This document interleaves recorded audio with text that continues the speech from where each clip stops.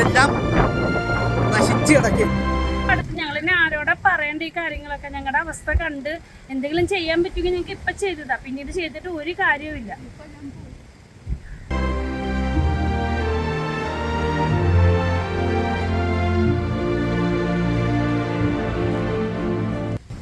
ഒത്തിരി കാലങ്ങളായി ഈ കല്ലിന്റെ പുറകെ ഞങ്ങൾ നടക്കണത്. കല്ലുമില്ല, ഒന്നുമില്ല. ഞങ്ങൾക്ക് വെള്ളം വരുമ്പോൾ ഞങ്ങളുടെ വീട്ടിലും അടുക്കളയിലും ഒക്കെ വെള്ളം കയറി നശിയാണ്.